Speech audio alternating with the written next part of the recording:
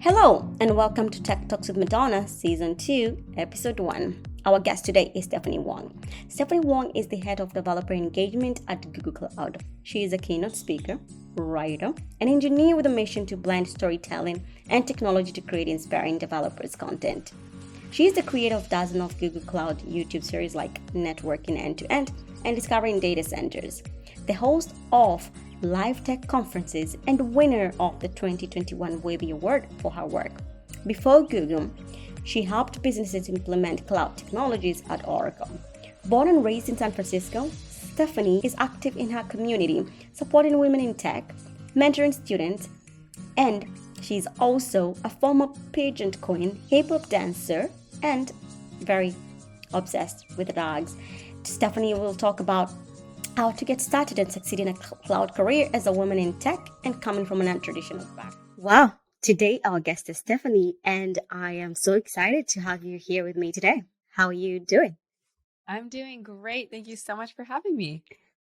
That's amazing. And first, I also wanted to say congratulations on your promotion. That is super amazing. I'm always go girl. Thank you so much. It's been a long journey, but I have been very lucky in that I've had such supportive managers and team members. That's amazing. Now, do you mind introducing yourself? Sure. So I'm Stephanie Wong. I am currently the head of developer engagement at Google Cloud. And that means that I aim to blend storytelling and technology to help educate and inspire our developer audiences. So that means that I do a lot of content, whether that's video, blogs, podcasts, talks at various conferences around the world. And I try to, teach others about Google Cloud products across the board. Wow, that is amazing. And I really like what you do. I also did notice you have a podcast, right? Yeah. So I'm the host of the Google Cloud Platform Weekly podcast. There are other hosts as well, but I'm one of the leads for it. And I've been doing that for a couple of years now.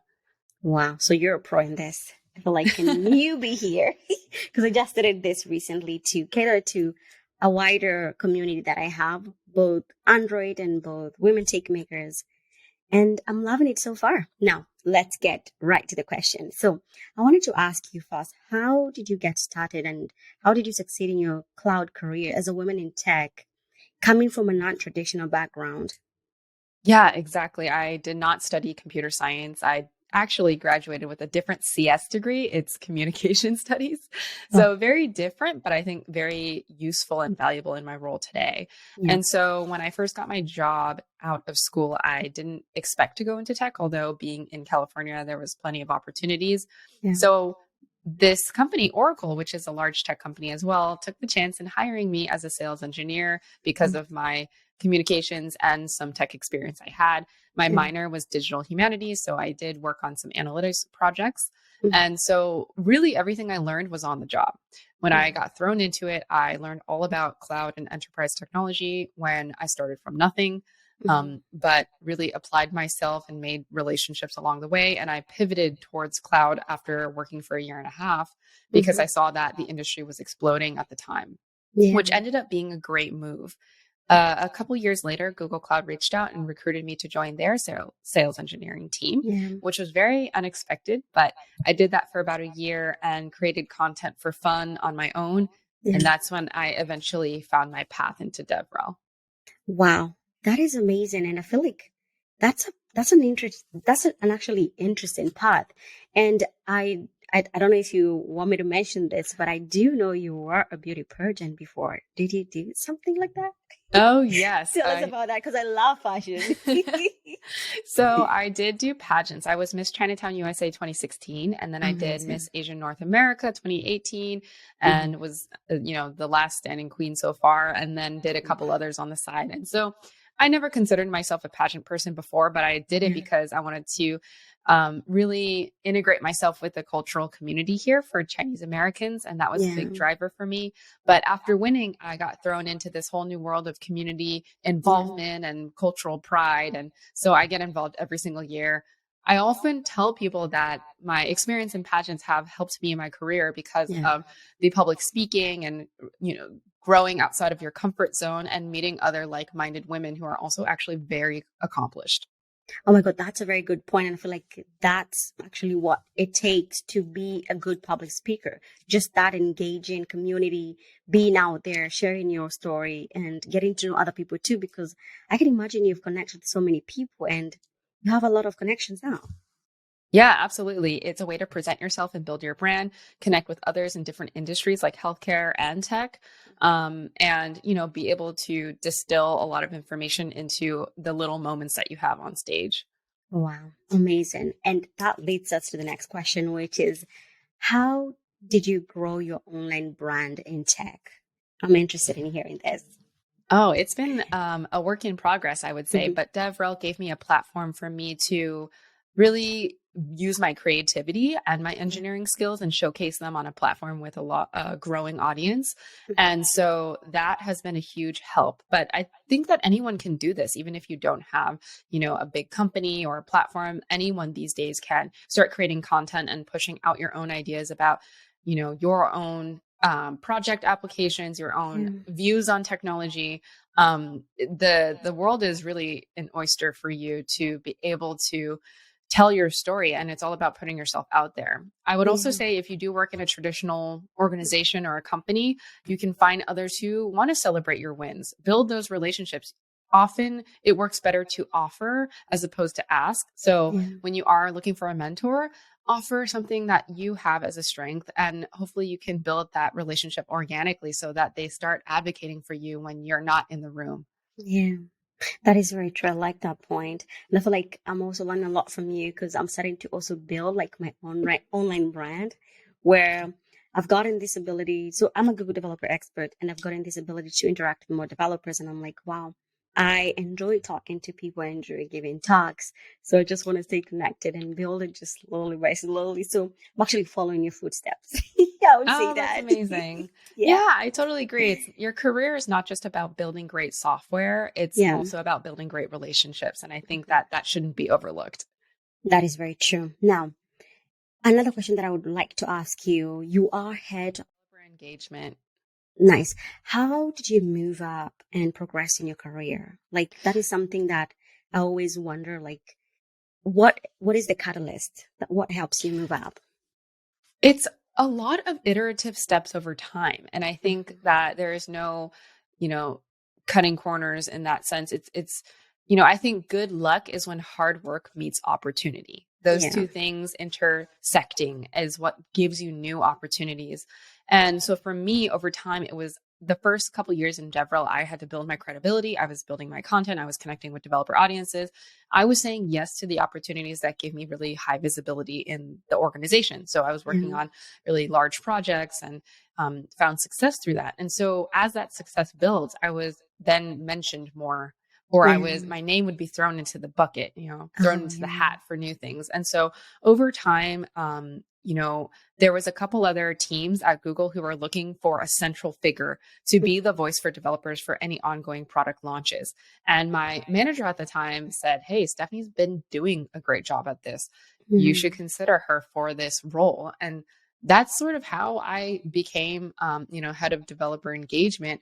It's this new initiative for me to be that voice for all our launches and connect with Mm. developers on that level. And so it was just like a snowball effect. Like you Yeah. do good work, your manager starts advocating for you when you're not in the room, your name gets thrown into the hat, and before you know it, a new Yeah. opportunity might fall in your lap.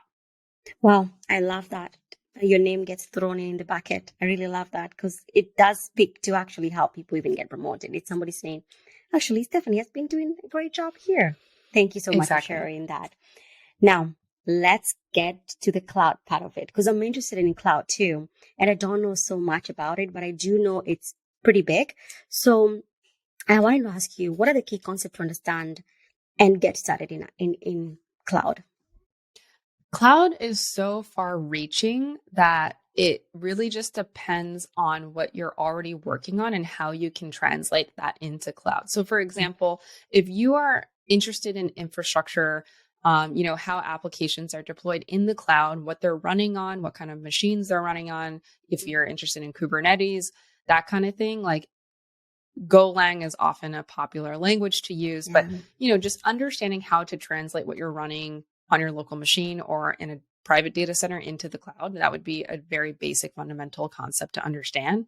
And then from there, it's just all about different abstraction levels, right? Yeah. You could be running on Kubernetes, as I said, as like a container orchestration platform. You might be running a database on a managed service in the cloud instead. You might be running mobile applications with endpoints and running your own API management platform. So you just kind of have to think about how the building blocks are set up in the cloud. And I wouldn't over index on, oh, should I hyper focus on one technology over another, because things change all the time.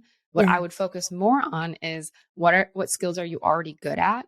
What kind of languages are you already proficient in? And see how that translates into the cloud. Yeah. Well, that's super amazing. I mean, I've been in the Android world for a while now, I think over professionally now 5 years and even longer, like almost 8 years now.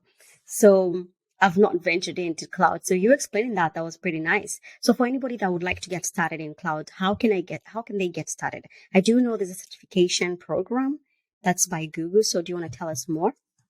Yeah, that's definitely a great first step. There are plenty of certifications that are by level. For example, there's an associate cloud engineer certification, then there's the professional one, and then there's different role related ones like database engineer, data engineer. There's a networking certification, there's a developer focused one. So you can kind of start with the associate level one to tap into it and figure out what focus area you want to go towards next. Now, I will say certifications are not a replacement for experience, but it is really helpful in giving you some more direction, right? Like if you don't know where to start, you don't know what topic to focus on, it's great. And then, of course, it's opening up the door for you to have something on your portfolio. From there, I would recommend getting some hands-on experience, whether that's contributing to an open source project like Kubernetes or something, or finding a sample application that you can build. You can also build your resume and host it in the cloud just to give yourself a use case. Just like build something you're passionate about it. I love that. Wow. I feel like today you just gave us just great content and I'm very happy for that. One more thing I wanted to ask you is, I know might be out of topic, but I want to know, what devices do you use? Like, do you use an iPhone? Do you use a Pixel? What do you have? What is your watch? What is your phone? What is your earbuds? Oh my gosh, that's a great question. So I have been using an iPhone since the first model, so I haven't detached from that yet. And I also have a Mac for everything as well. But I do have a Pixel for my work phone that I use occasionally, and I've just been playing around with a Fitbit recently too. Nice. But I'm about to purchase an Aura ring, which is a totally separate health tracking ring. So interesting.